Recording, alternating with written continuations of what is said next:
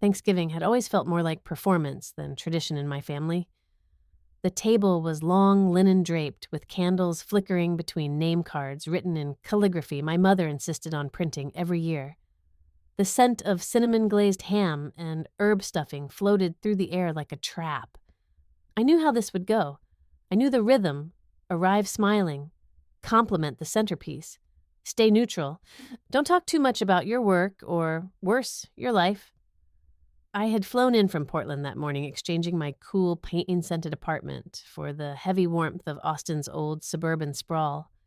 The Hensley house hadn't changed in years, same beige siding, same driveway oil stain, same flagpole on the lawn. Inside, everything gleamed in holiday polish.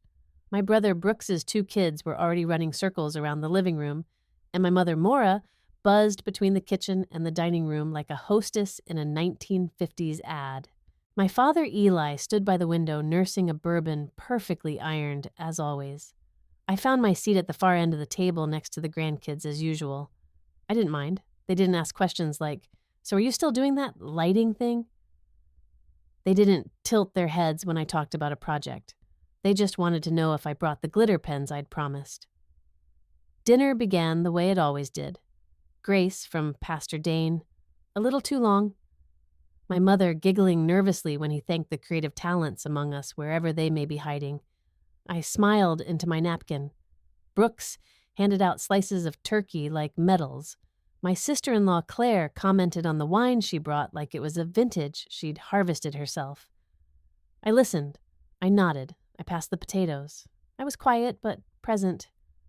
Then Eli stood, fork against glass. The room hushed.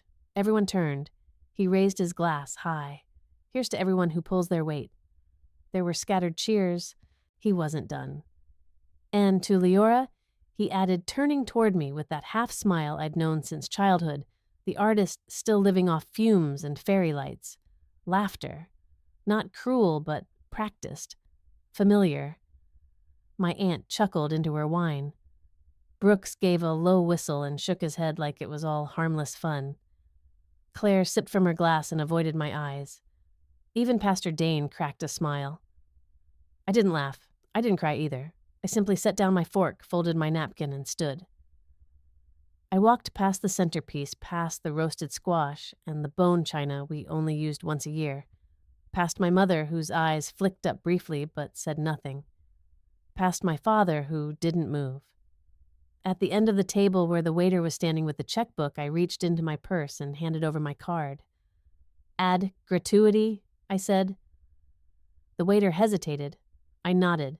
Without another word, I walked out the front door, the late November air cool against my skin. I didn't slam it, didn't look back. My boots clicked softly down the driveway as the laughter inside resumed a little quieter this time. My name is Liora Hensley. I'm 32 years old. I design lighting for theater and immersive art installations. I live alone in a rented apartment above a coffee shop in Portland. I've never had a job title that impressed my father or a salary that made my brother nod in approval. But I've made light feel like music. I've transformed bare stages into sacred space.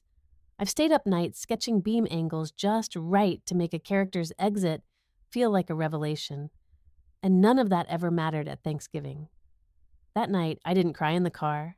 I didn't call Ren or scroll through social media looking for distraction. I drove the rental through quiet Austin streets with the windows cracked just enough to let the air in.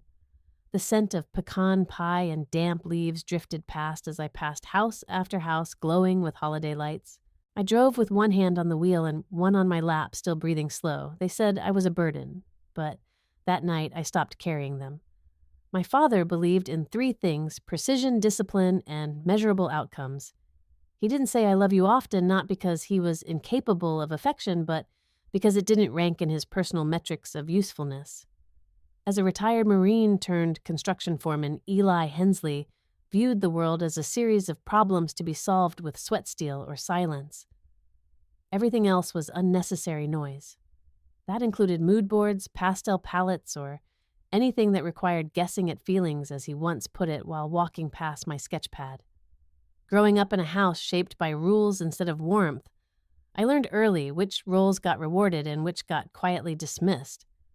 My brother Brooks, older by 6 years, figured out the script early.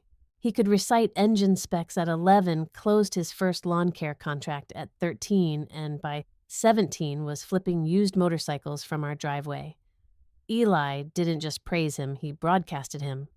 At every barbecue, church event, and holiday dinner, it was always Brooks is the kind of man who doesn't just dream, he does. Meanwhile, I sat in corners with my colored pencils tracing beams of light across imaginary rooms. My fascination with shadows and glow started with a flashlight under a blanket and never really left. I'd beg to stay up during thunderstorms just to watch the power flicker and reshape the house. In 6th grade, I turned my closet into a mini theater using an old desk lamp and a paper puppet stage. My mother, Maura, had smiled, then gently adjusting the lamp so it wouldn't overheat. She didn't say much more. She rarely did. Maura existed in the spaces between Eli's declarations. She was soft-spoken, school-teacher patient, always on time with the iced tea, and never the one to contradict him, not because she lacked opinions, but because peace was her preferred currency. She'd press her palm to my back when I showed her my designs and say things like, "That's lovely, honey, just don't forget to study your math, too." My childhood bedroom shared a wall with the garage. While Brooks and my father rebuilt engines together, oil staining their sleeves, I sat cross-legged on the floor crafting paper lanterns and learning how colored gel sheets transformed bulb light. I once spent 3 days creating a full-light cue for a middle school history presentation projecting dawn to dusk across the back wall while my classmates listed Civil War dates. I got a B. My teacher called it imaginative, but not aligned with the rubric. My father's only comment was, Brooks would have used PowerPoint and gotten it done in an hour. High school didn't shift much. Brooks went straight into business school, then bought a failing car lot in North Austin that now boasted 3 locations and a billboard near the airport. Every time we passed it, Eli would grin and slap the dashboard. That's legacy. And every time I'd sink a little deeper in my seat. In contrast, I took the long road. Art school, 2 internships that paid in coffee and exposure, a part-time gig at a local theater that barely covered rent but taught me everything I know about how light changes mood. I learned the temperature difference between halogen and LED could transform a scene from sterile to sacred. That shadows can tell a story faster than dialogue. That light, when designed well, isn't decoration, it's direction. But try explaining that over Easter dinner. When I was 24, I landed my first full-paying contract lighting design for a regional production of Our Town. I drove home to tell my parents, excited in that aching, desperate way only the underappreciated know. I showed them renderings, concept slides, even a few photos of test scenes. My father stared for a moment, then shrugged. Brooks just signed a 3-year lease on a new fleet. Real numbers, real growth. My mother nodded slowly and said, "That's wonderful, sweetie. Maybe you can help us hang new curtains in the den." That night, I stayed up in my old room, still painted the same faded green, wondering how many more years I'd keep offering pieces of myself to people who had already decided what I was worth. It wasn't that they hated what I did. It was that they didn't see it as real. Brooks built things people could drive. I adjusted bulbs. Brooks gave them status. I gave them ambiance. In Eli Hensley's world, only one of those deserved a seat at the table. So I learned to be quiet. I learned to show up, smile, bring a bottle of wine, laugh at the jokes, even when they were about me. I let them call my career cute, my apartment bohemian, and my silence grace. I thought that if I just kept being polite, being good, eventually they'd see me. But I was wrong. And by the time that Thanksgiving toast rolled around, what hurt wasn't that they still saw me as a burden. It was that I had kept trying to prove them wrong. It was never outright cruelty. That would have been easier to name, easier to push against. No, what I lived through was softer, sharper in a way. 1,000 polite insults tucked behind napkin folds and compliment-shaped barbs. They always wore a smile when they landed. Like the time I helped decorate my cousin Emily's wedding. Claire Brooks's wife had roped me in under the pretense of needing a little aesthetic guidance, which turned into 3 straight weekends of unpaid work. I designed the lighting for the outdoor tent, created hand-stenciled table numbers, and arranged the lantern installation along the arbor where Emily and her husband exchanged vows. On the night of the wedding, the photographer even pulled me aside and asked if I'd done events professionally.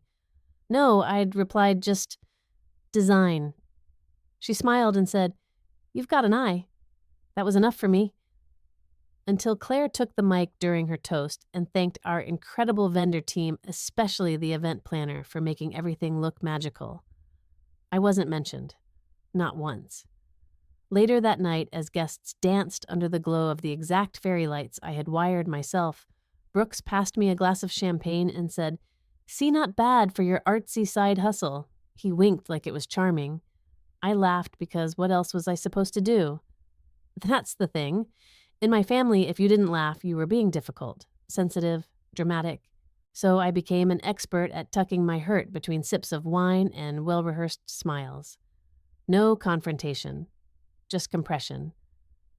Then there was the design deck incident. I had been working for weeks on a concept for a boutique hotel lobby, sleek warm lighting that moved with the time of day. It was a side project, speculative, but I'd shown Brooks some slides during a coffee visit, proud of the balance I'd struck between theatrical influence and commercial polish.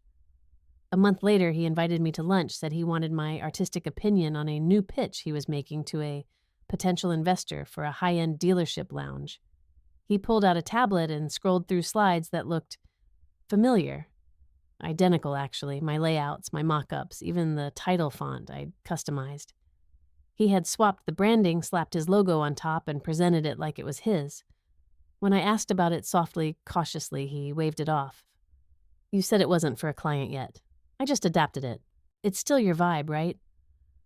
Then, as if offering me a reward, he added, "If it lands, maybe you can help with the lighting install. Help. Not lead, not consult, just help." I didn't mention it again. There were smaller cuts, too, my father visiting me in Portland once and walking into my studio, scanning the Edison bulbs, the hanging textiles, the repurposed stage spotlights I'd rewired into lamps. "Looks like a hobby cave," he said. "You living in here or auditioning for Cirque du Soleil?" He laughed. I offered him coffee. He didn't want any. That same weekend, I'd taken them to a local gallery exhibit where one of my lighting sculptures was part of the installation. A soft, immersive piece called Static Bloom Warm Light, passing through layers of frosted acrylic that responded to sound. My father walked around it in silence, then muttered, "Interesting. Expensive nightlight."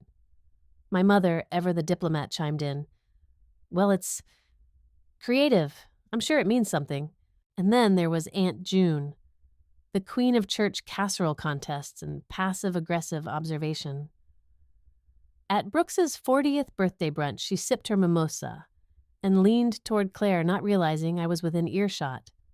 "Liora's got talent, sure," she said, "but no one's ever going to pay for that full time." Claire didn't correct her, just smiled and nodded. I stood there holding a plate of scones I had brought from a local bakery I loved. I hadn't made them myself. I was too busy pulling a 60-hour week prepping for an installation at a nonprofit theater, but I'd picked them with care. That morning, I'd even arranged them on one of Maura's old serving trays. It wasn't much, but it was something. And still, somehow I was the one who just showed up. That phrase, "just showed up," followed me for years, as if presence alone was a burden, as if by existing without conforming I was always slightly off-key, but I never raised my voice, never argued back. I carried those moments like pebbles in my pockets, too small to justify dropping too many to ignore. They weighed more than anyone could see. And the worst part, I kept thinking that if I worked harder, if I dressed a little sharper, landed a better contract, stopped talking about art and talked about clients instead, maybe one day I'd walk into a room and not feel like I had to prove I belonged there. But no amount of trying could drown out what they'd already decided Brooks builds business. I rearranged light bulbs. That was the joke. And I was always the punchline. After I paid for Thanksgiving dinner and walked out, I didn't send the usual follow-up thank you text to my mother. No polite hope everyone got home safe in the family group thread. No emojis, no explanations, just silence. For the first time, I let the quiet stay. I flew back to Portland the next morning on a half-full flight, watching the clouds shift over central Texas, feeling like I'd slipped out of a costume I didn't realize I'd been wearing. When I landed, I didn't rush to catch up on emails or unpack or rejoin the world. I let myself go. Still, the loft I rented above the florist shop had never felt more like mine. The afternoon light slanted just right through the skylight pooling across my work table, where sketches and swatches lay untouched. I didn't touch them for 3 days. I moved slower, ate soup, let the heater creak and settle around me like an old friend. It wasn't depression, it was a kind of re-entry. My body was adjusting to the weight I no longer carried. On the 4th day, Wren stopped by. She let herself in, as she always did, carrying 2 almond croissants and a tote bag full of half-used candles, and a roll of velvet ribbon she said I might need for something. She didn't ask what had happened. She just handed me a coffee and said, "You're quieter than usual, but steadier too." I didn't say much back. I didn't have to. Wren had known me since college, back when we were both living on coffee and high-concept ideas that didn't pay the rent. She had a way of reading the space around me like a set design, looking not just at what was present, but what had shifted. I went back to work that week. There was a small theater in the southeast part of the city that had asked me to design lighting for an experimental piece called Boundary. It wasn't a high-budget production, but the script moved something in me, half monologue, half movement, all about a woman unpacking decades of being asked to shrink. I didn't just light the stage, I choreographed its shadows. Each scene began with dim, narrow focus, and by the end, the light stretched fully across the space, washing the floor and the back wall in gold. I used mirrors, low fog, silent transitions. It was the kind of project that lived in your bones for weeks. The night before tech rehearsal, Wren walked through the space as I was adjusting one of the side rigs. She stood in the middle of the stage arms, loose at her sides, eyes tilted up to catch the arc of a soft amber wash. "This isn't about theater," she said. "This is about you." I laughed, but she wasn't wrong. I hadn't realized it until then, but everything I had built into that show, every spread of light, every deliberate pause, was a kind of apology to myself. Or maybe a reclamation. After opening night, the cast and crew held a small reception in the lobby, surrounded by string lights and chipped wine glasses. Someone from the audience, a girl barely 20 wearing Doc Martens and an oversized blazer, came up to me and said, "That last scene." When the whole space opened up, I felt like I could finally breathe. I smiled, nodded, thanked her, but inside, something cracked open. A space I'd kept closed for years. Not grief, not vindication, just recognition. Wren, of course, had an idea the following week. "You should show the installation lighting process," she said. "Behind-the-scenes stuff. Artists never share enough of their guts." I shrugged. "I'm not great at self-promotion." "Then let the work do it," she replied, already pulling out her phone. She filmed a quick clip while I reset one of the mirrors, no talking. Just the sweep of movement, the light changing as I stepped into and out of frame. I forgot about it. 2 days later, she posted a 12-second video on TikTok with the caption, "When light becomes language." It was the kind of soft, abstract caption that usually floats past unnoticed. But for some reason, it didn't. The video caught traction slow at first, then fast. Comments rolled in. "Why is this making me emotional? I feel seen, and I don't know why. This is what anxiety not being in the room looks like." Views jumped from hundreds to thousands to tens of thousands. By the weekend, it had crossed 500K. Wren texted me in all caps, "You're going viral." I replied with a gif of a shrugging cat. I didn't know how to react. Part of me wanted to downplay it to tell myself it was just algorithm luck, but another part of me, quieter, braver, recognized what was happening. People weren't responding to flash or clever editing. They were responding to intention, to space, to light that wasn't decorative but directional. It didn't take long for someone to DM me an assistant director from a West Coast theater festival. She'd seen the video, wanted to know more. I didn't have a portfolio ready. I hadn't updated my website in 8 months, but I answered anyway.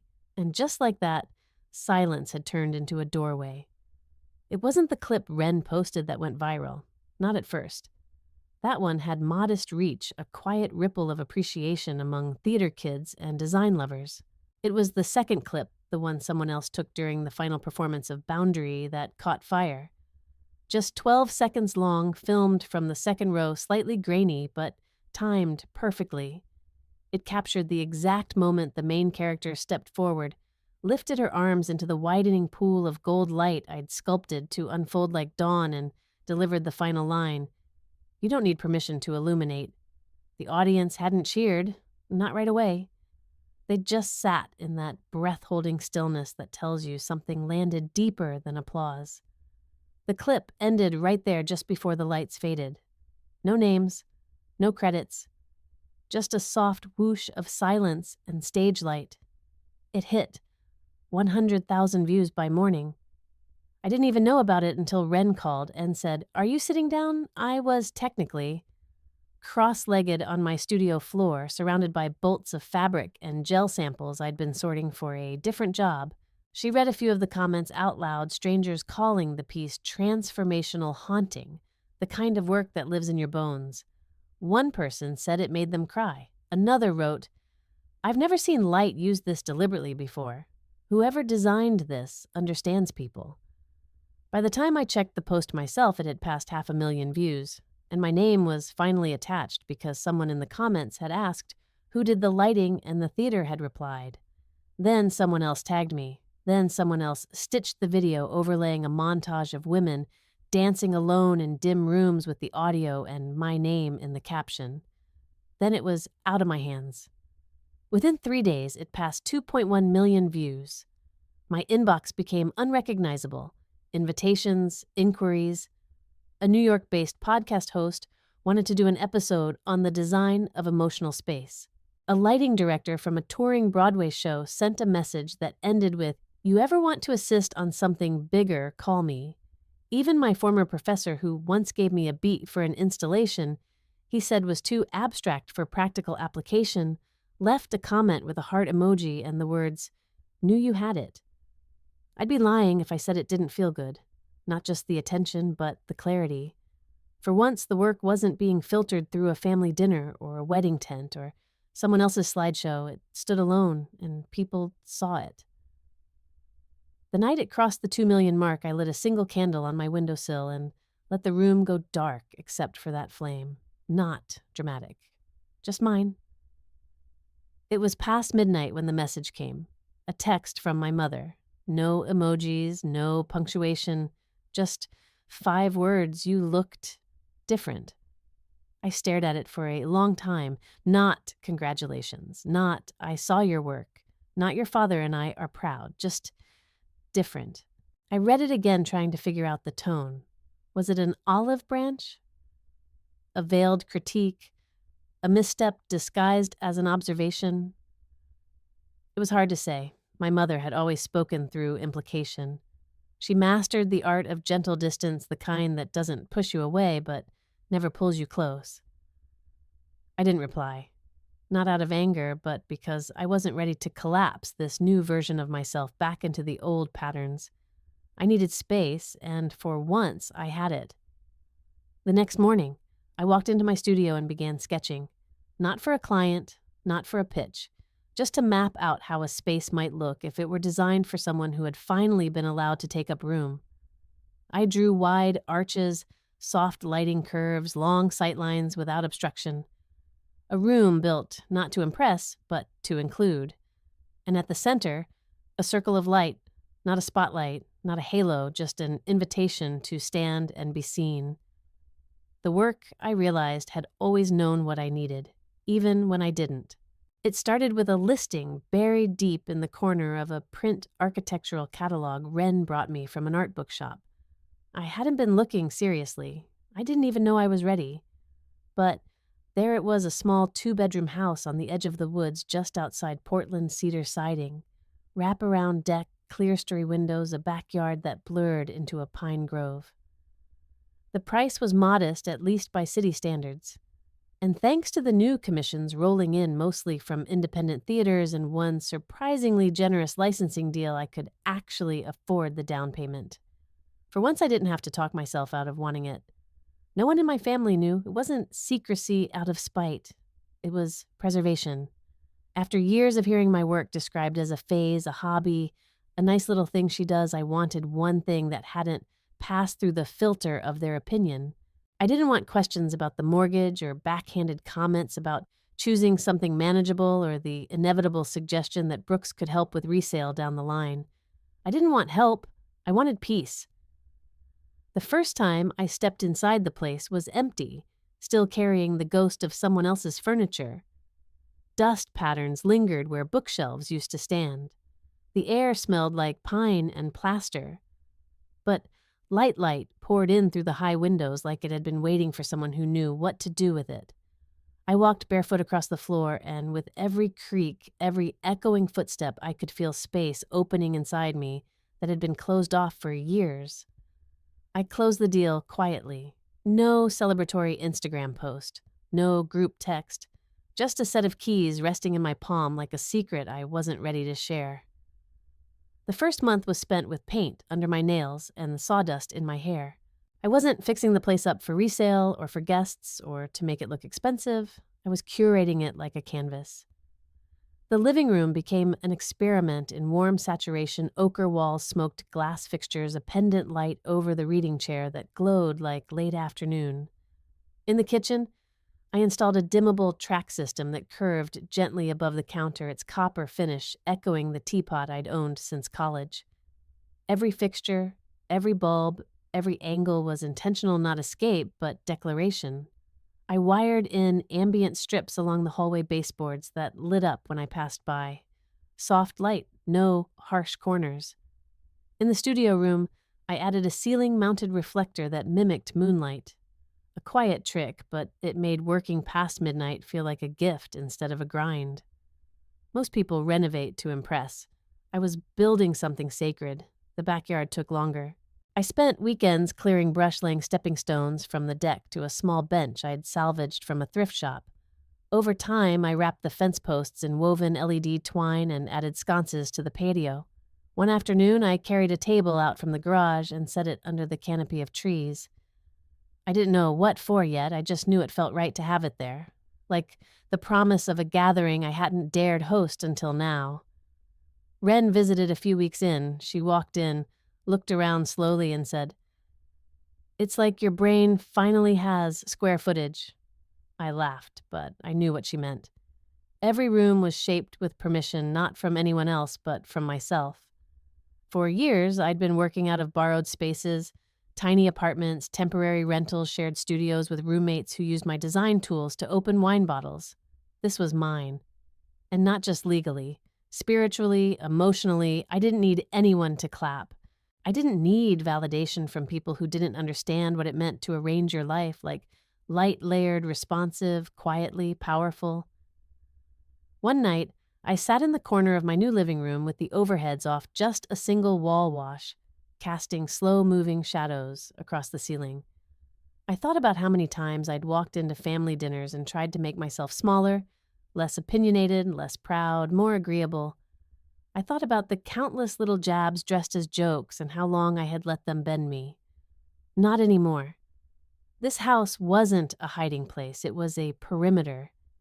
It was the first place I'd ever lived where I didn't feel like I had to explain the life I'd built inside it. I wasn't hiding, I whispered to no one, the walls warm around me. I was declaring independence one pendant light at a time. It started with a box of blank cardstock I found in a tucked-away corner of a print supply shop downtown, off-white linen paper with just enough texture to catch the light. I ran my fingers across the surface and knew immediately this was what the invitations needed to feel like something real, tactile, unrushed. I hadn't planned to host anything, not really, but one morning while watching the backyard fill with golden morning light, I saw the long oak table I'd placed under the trees and realized it was waiting for something. Not an audience, not a performance, a gathering, a space for people who didn't need me to explain why I do what I do, a space that didn't require permission to take up space. I pulled out my sketch pad that afternoon and began outlining the design. No branding, no digital RSVP links, no QR codes or hashtags, just a folded card blind embossed with a soft floral edge and a single handwritten line on the inside. Let's celebrate what we've built for ourselves. Nothing more. I wanted the invitation to feel like a whisper placed gently into someone's palm. An acknowledgement, not a request. The guest list came together slowly but intentionally. Wren, of course, was first. Without her, the entire shape of the past year would have looked different. Then Ava, my lighting mentor from grad school, who once told me that the best designers are the ones who make people feel something without ever being seen. I added Nathan and Caleb, a couple I'd met through an immersive theater project the previous spring. They'd become friends over long lighting setup nights and Thai takeout in folding chairs. And I included Marianne, the program coordinator at the nonprofit art space who had given me my first paid commission after watching me work for hours on a volunteer piece without asking for credit. These were people who saw the full version of me, not just the polished renderings or the deliverables, but the grit underneath.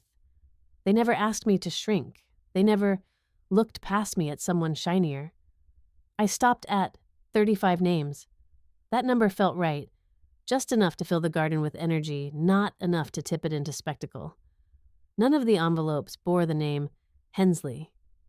I didn't hesitate. Not once. There was no internal tug of war, no voice saying, well, maybe you should include your mother just to be polite. The invitations weren't about politeness. They were about precision.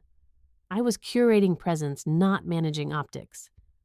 This wasn't about revenge. It wasn't even about drawing a boundary.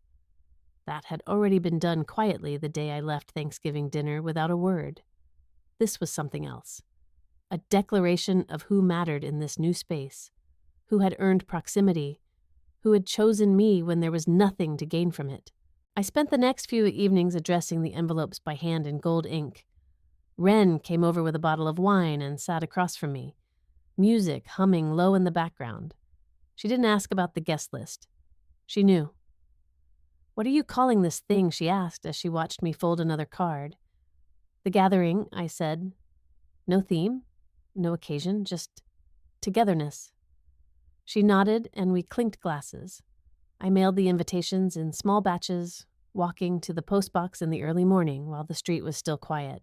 There was something ceremonial about sliding each envelope into the slot, like I was releasing a signal flare to the people who helped rebuild me, one conversation, one affirmation at a time. A few days later, the replies began arriving not by text or email, but in the return envelopes I'd tucked inside each card. Handwritten notes that felt like little windows into the lives I'd once brushed against, now circling back with warmth. Wouldn't miss it. Your work helped me see my own more clearly. Thank you for thinking of me. I've never been invited to something that felt like this.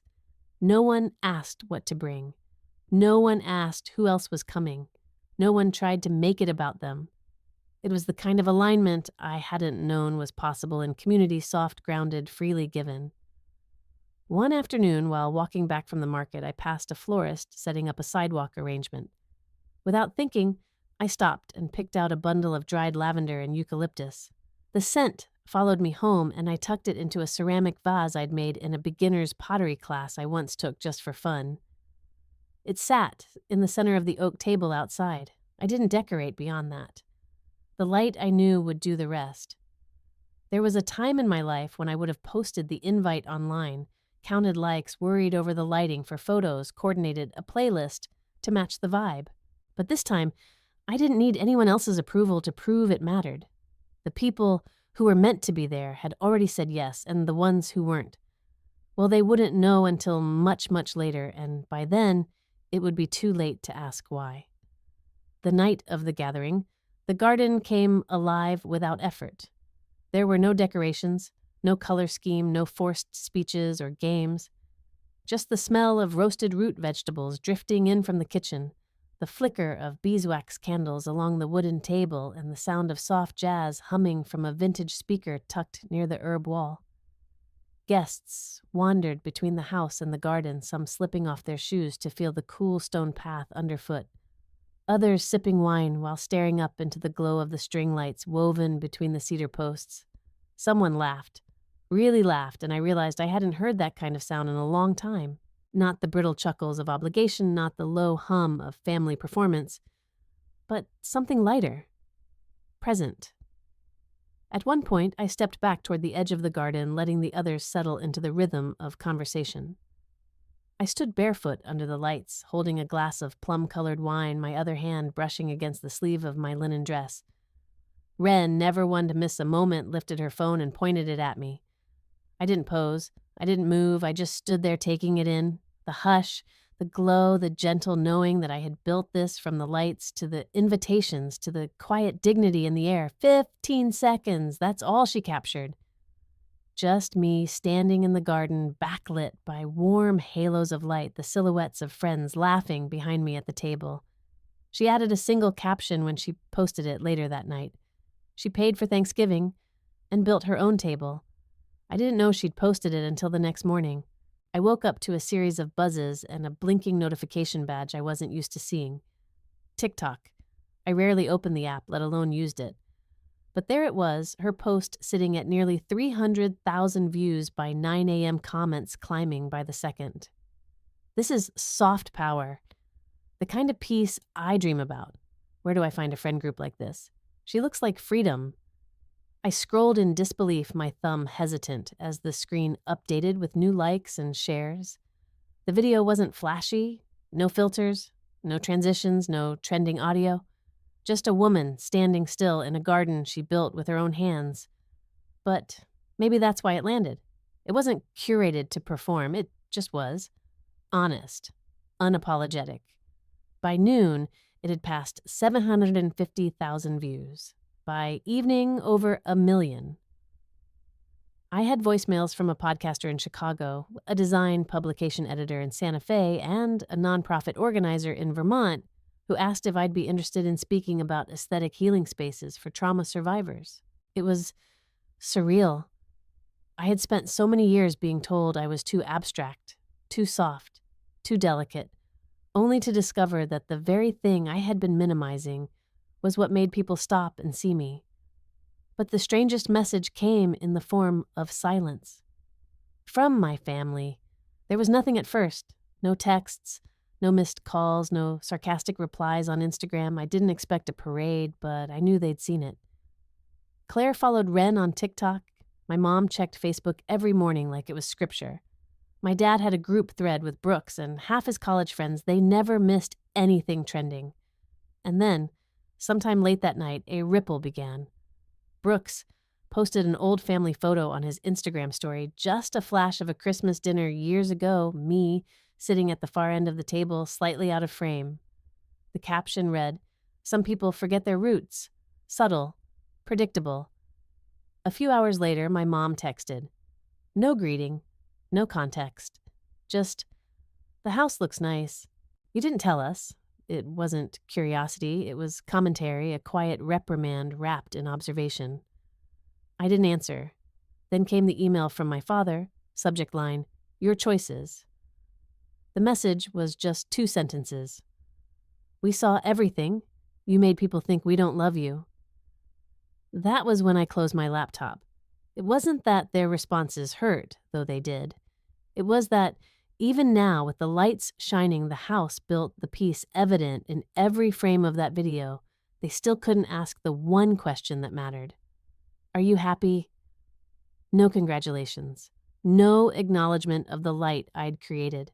Just the echo of their discomfort in watching someone they thought they had defined walk entirely out of their frame. I stood on the porch that night, barefoot again, the scent of eucalyptus still clinging to the breeze. Inside, my inbox was glowing. Outside, the garden was still. I looked up at the lights and thought not for the first time that some silences are louder than applause. And that's when I knew. They'd seen it, all of it. It started with the photo, a square, grainy image from Christmas 8 years ago, posted on Brooks' Instagram story. We were all younger, shinier, less frayed by life. The whole family stood around the carved roast wine glasses lifted in half-genuine cheer. Maura, smiling like she was trying to believe her own version of joy. Eli stiff but proud in his cable-knit sweater. Brooks dead center, of course, with his fiancée at the time clinging to his arm. Me. Off to the side, almost cropped out one hand, mid-gesture the other, holding a tray of candles I had designed, and poured myself completely unacknowledged then just as now. Over the photo he'd written, "Some people forget their roots. No tag, no name, just implication, surgical, public, unmistakable." I didn't reply, didn't repost. I just screenshotted it and saved it to a folder I'd quietly started narrative threads. There were 5 files in it now. Brooks's post was the 6th. Later that evening, I was prepping a mock-up for a commission, a healing center in Olympia. Wanted light sculptures that responded to motion, something I'd never done before. I was half lost in drafting when Maura's message buzzed in. The name alone tightened my spine, a reaction I didn't think I still had. It read, "You didn't tell us about the house," no punctuation, no emoji, not a question, not an invitation, just control disguised as curiosity. My thumb hovered over the screen. There was so much I could say. About why I didn't tell them, about what they didn't earn, but silence had become its own language and I was finally fluent. So I screenshot that one too. Then, just after midnight, the email arrived. I saw the sender and paused. I hadn't gotten a direct message from my father in over 2 years. The subject line was simple, severe, your choices. I clicked, knowing exactly what I'd find. We saw everything. You embarrassed us. You made people think we don't care. People are talking. I read it 3 times. Not one sentence about my work, the success, the house, the joy. Just the bruised echo of their reputation. That I made them look uncaring, not that they had been. I closed my laptop, slowly resting my palms on the desk. My heart wasn't racing. It wasn't even breaking. Just recalibrating. For decades, their narrative had been the only one allowed Liora, the emotional one, the idealistic one, the dreamer who drained, who stayed quiet, who'd never build anything real. Now I had built a home, a career, a moment that reached over 2 million people, and their only response was to weaponize nostalgia and shame. This wasn't a conversation. It was a war of framing. So I screenshot the email, saved it in the same folder. Wren noticed the shift. She always did. I was restocking hardware at the studio, sorting light brackets and mirrored gels when she leaned against the doorway with that look. "You're collecting receipts," she said gently. I didn't pretend to misunderstand. I'm documenting. For clarity. Not revenge. She raised an eyebrow. "You sure? Because what you're doing is the quiet kind of revenge. The dangerous kind." I smiled, not denying it.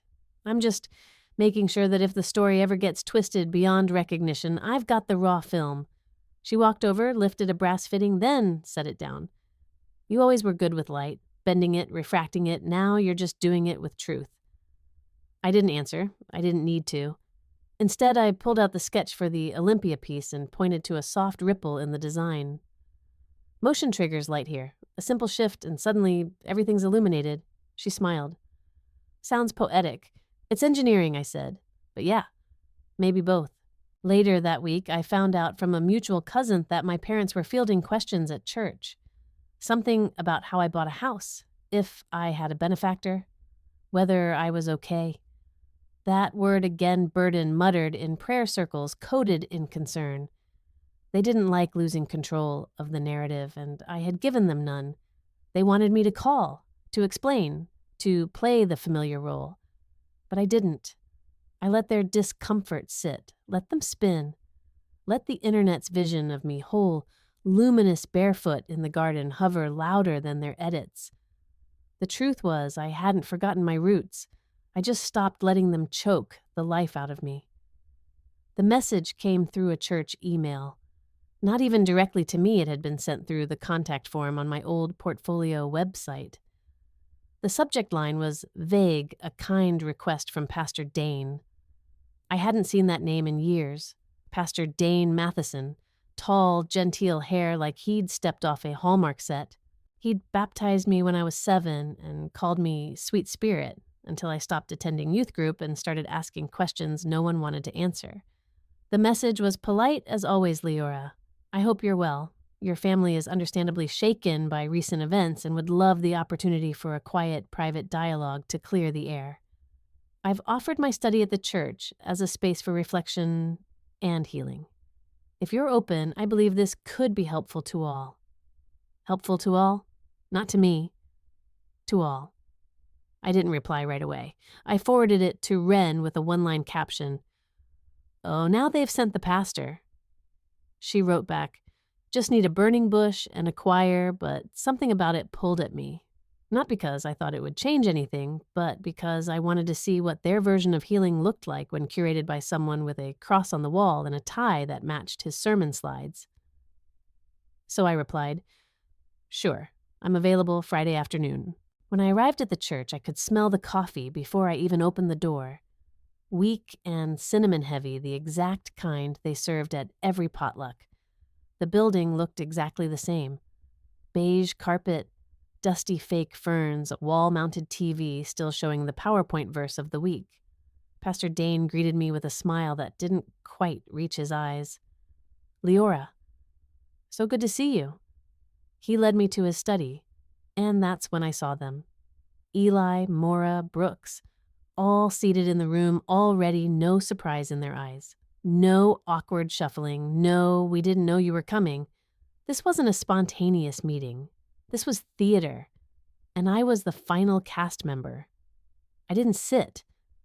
I stayed by the door and nodded once. Didn't realize this was a group session. Pastor Dane gestured to the empty chair.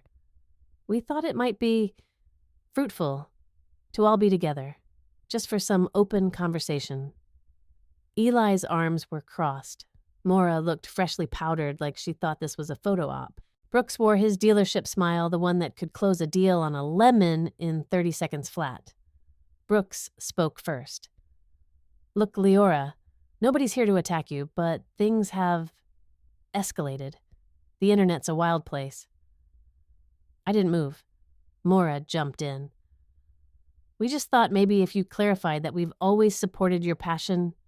Supported? I asked softly. Pastor Dane interrupted, calm and neutral.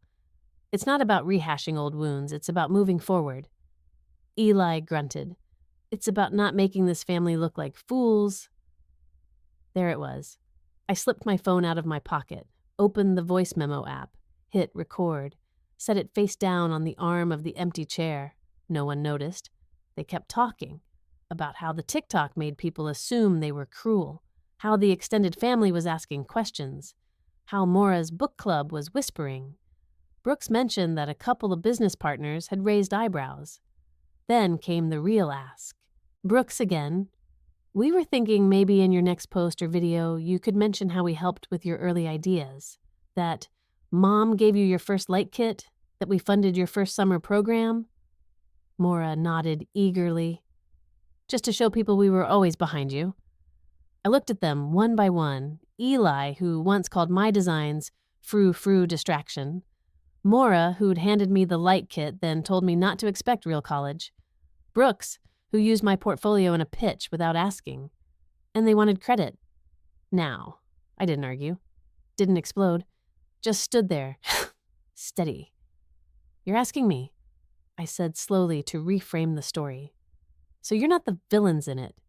It's not about villains, Pastor Dane said gently. No, I replied. It's about optics. And then I walked out, quietly, calmly. No slammed doors, no final lines, just my footsteps on old carpet and the click of the church door behind me. In my car, I sat still for a moment, then opened the recording, listened to 20 seconds, saved it, forwarded it to Wren with the message, in case I ever forget how clear it all is now. Then I deleted it from my phone. I didn't need to keep it.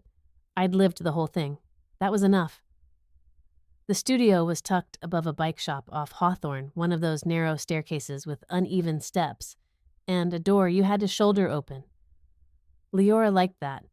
Nothing polished, nothing curated, Just a cracked window, a yellowed air conditioning unit, and a mic stand that squeaked when you adjusted it. The host, Jules Ingram, was younger than she expected, early 30s. Hair clipped back in a messy bun, eyes sharp and curious behind wireframe glasses. Her podcast, Form and Feeling, had started as a side project during grad school, but had recently exploded among artists, architects, and set designers for its honest conversations about creative identity. No sponsors, no scripts. They sat across from each other in secondhand chairs, sipping lemon tea from mismatched mugs. The only lighting came from a string of bare Edison bulbs curled around the ceiling beam, the kind Liora once used to make theater magic in a friend's garage. "Ready when you are," Jules said, pressing the red button on the recorder. The hum of the city below faded into the background, and for the first time in a long while, Liora wasn't performing. She was just speaking. Jules opened with warmth. "You've been getting a lot of attention lately, not just for your work, but for the way you talk about ownership, legacy, creative autonomy. Tell me, when did that shift happen for you?" Liora exhaled softly. "It didn't happen all at once. I think, for a while, I accepted being tolerated as enough. I thought being quiet meant being strong, that if I didn't ask for much, I wouldn't be disappointing anyone." Jules nodded slowly, but silence, Liora continued, "Isn't peace. It's just deferred pain. And I realized my family didn't exile me, they just shrank me, until I almost disappeared myself." Jules leaned in.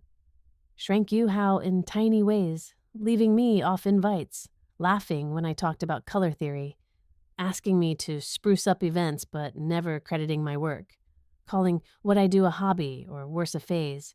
You know, my dad once referred to my lighting design as fairy lights and fumes." There was a beat of silence. Liora gave a small smile. Not bitter, just resolved.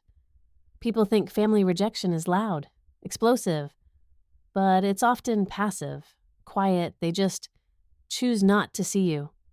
Jules didn't interrupt. She let the words land. "I spent years trying to edit myself into their frame," Liora added. "And the truth is, they were never going to widen it. There was a shift in the air, like both women knew something weighty had just been said." "What finally changed that for you?" Jules asked. Liora thought for a moment, eyes fixed on the frayed edge of the rug beneath her feet. "A moment at Thanksgiving," she said. "One sentence. A room full of laughter. And me, realizing I didn't want to be tolerated anymore. I didn't want to be the family artist who made things pretty. I wanted to be the person who saw the whole room differently and claimed it." Jules paused the recording briefly to sip her tea. "That's the thing about design," she said. "It's not just decoration, it's declaration." Liora nodded. "Exactly. It's how we say, 'I belong here,' even when no one else says it for us." They talked for nearly an hour about light as narrative, about reclaiming space, about the difference between visibility and validation. Liora never said anyone's name. She didn't need to. The emotion was clear, and so was the transformation. At the end, Jules asked, "What would you say to someone listening? Maybe a young designer, maybe someone whose family just doesn't get them, who feels invisible." Liora hesitated, then said, "Visibility doesn't begin when others notice you.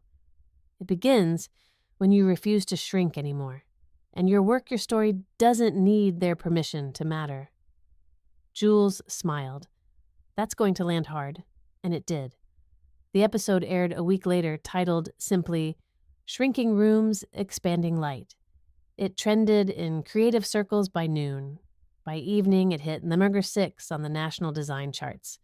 Messages poured in, from stage managers in Chicago, from gallery assistants in Santa Fe, from high schoolers in Boise and retired set painters in Georgia. Most weren't asking for advice, they were just saying, "I feel seen." Ren sent a voice memo that night, laughing through tears. "You did it, Lee. You told the truth without naming a single name, and they still felt it, and Liora." She didn't refresh the rankings, didn't watch the download counts.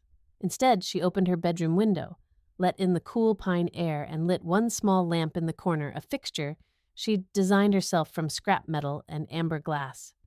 No filters, no edits, just light, steady and unapologetic. A week passed, the kind of week where time didn't quite move the way it used to.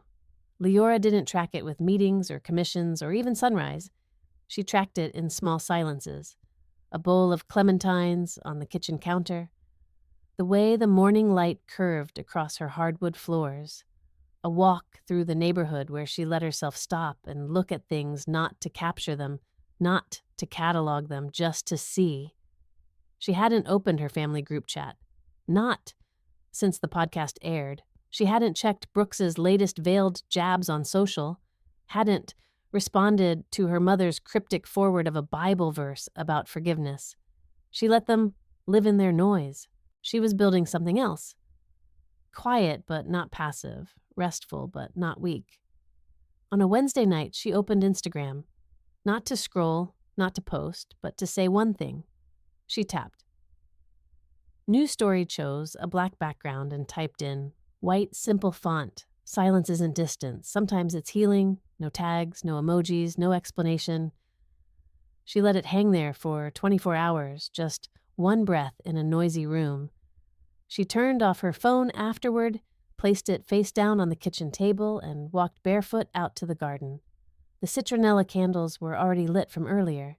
She took a seat in the old wrought iron chair she'd rescued from a flea market in Lake Oswego. The metal creaked as she sat, but it held like so much of her lately. Not untouched, just enduring. The night air smelled faintly of rosemary and wood smoke. In the distance, someone played guitar off-key but honest. It made her smile. Inside, the phone buzzed once, then again. She ignored it. For a while. Eventually, she walked back in. Not out of urgency, just curiosity. The screen lit up with one name, Claire Hensley. Not Brooks. Claire. Liora hesitated for a moment, then opened the message. Coffee? Just us? That was all it said. No punctuation, no apology, no I saw your story or we should talk. Just coffee. Just us. And somehow that was the only invitation she didn't feel the need to brace herself against. Claire had always been different. Never loud, never cruel.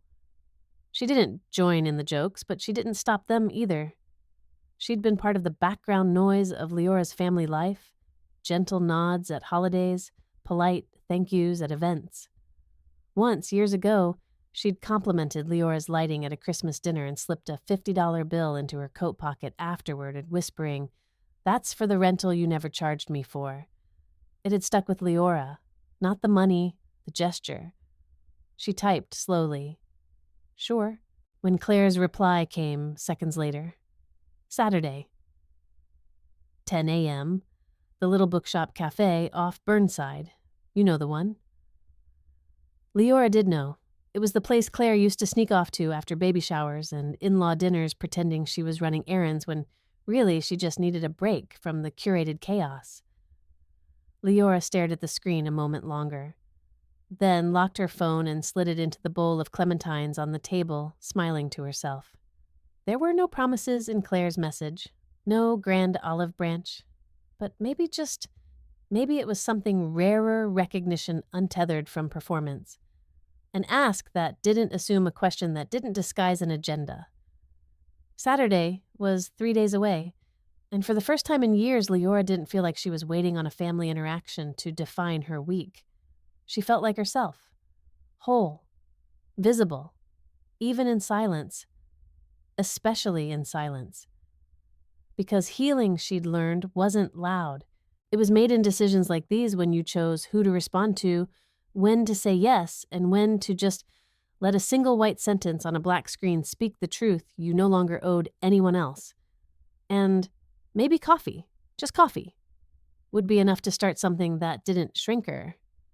The cafe off Burnside was tucked behind a used bookstore with faded murals along the alley wall, half-chipped angels, half-abstract suns.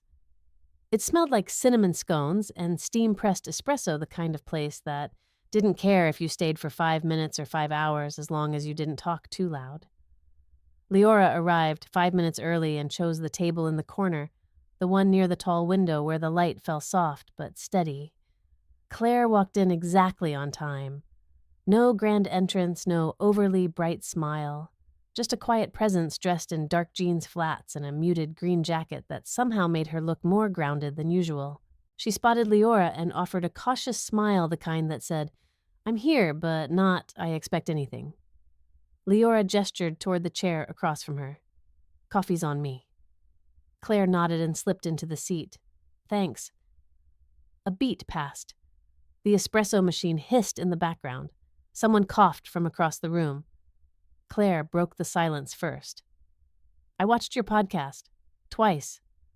Liora raised an eyebrow, unsure whether the comment was a compliment or an opening argument. Claire didn't elaborate. Instead, she reached into her coat pocket, pulled out a napkin, and unfolded it. "I made notes," she said dryly, "but I'll spare you the book report." That made Liora almost laugh. Claire leaned forward, elbows on the table. "I'm not here to fix anything, Liora. I'm not that naive. But I am here to say something I should have said years ago." Liora waited. "You scared us," Claire said simply. "Not because you failed, but because you didn't. You never needed what we all thought you were supposed to need. You didn't want the house or the car dealership or to be some polished-up version of Mora 2.0. You lit your own path literally, and we didn't know how to react except with bad jokes and tight smiles." Liora stirred her tea slowly. "And silence. Don't forget the silence." Claire nodded. "And that." Another pause stretched, but it wasn't heavy. It just existed, like they were both figuring out how to speak a language that was always there but never practiced. "You know what really stung," Liora finally said, her voice even. "It wasn't the toast. It wasn't even Brooks posting that old picture. It was the assumption that I would come back. That, no matter what was said or done, I'd return like a loyal dog. That I'd forget. Because that's what I always did." Claire's gaze dropped for a second, but she held herself steady. "I think we didn't know you had somewhere else to go." "Well, I do," Liora replied, voice quiet but unwavering. "And I built it myself. It's mine. The light, the rooms, the people who enter them, all mine. And if anyone wants to be in that space, they don't come in with old maps. They come in as equals." Claire didn't flinch. She just nodded. "I don't want to rewrite you. I just want to understand better. Maybe stand next to you sometimes if you'll let me." Liora studied her. There was no performance in Claire's eyes, just a kind of tentative truth that felt rare. Liora had learned to recognize people who wanted access without growth. Claire wasn't asking for access. She was asking for grace. "Can I try again?" Claire asked. Liora didn't soften, but she didn't harden either. She just took a sip of her tea, let the steam blur her vision for a moment, then said, "You can try." Claire smiled. Not wide, not victorious, just real. She didn't ask to see the house, didn't push for an invite or say, "Let's all sit down and talk this out." She stood when the check came, left enough cash to cover both their drinks, and said, "Same time next week." Liora considered it, then nodded once. "Okay."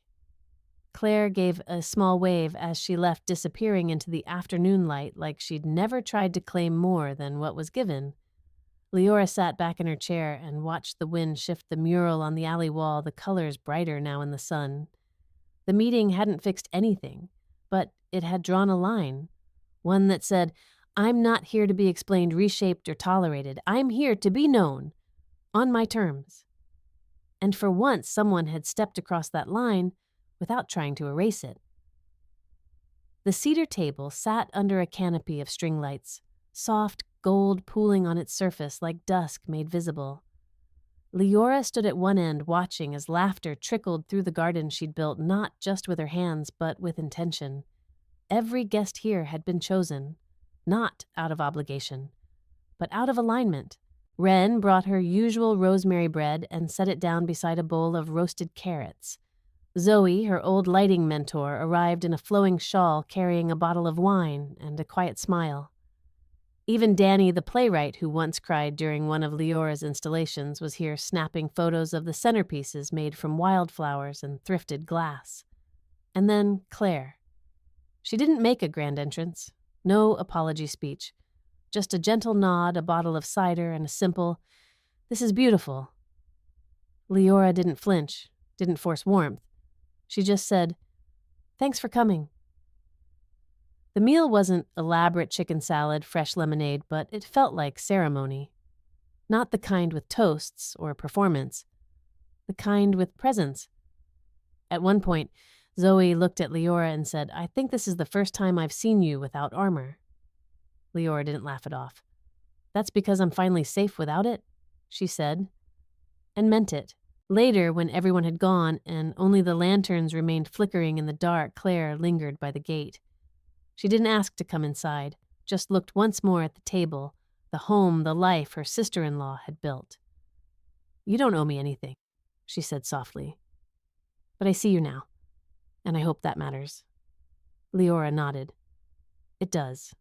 As Claire walked down the path, Liora stood still, her hands loose at her sides. Final voiceover. "They said I was a burden, so I built a life they could never carry, and this time I made the table, made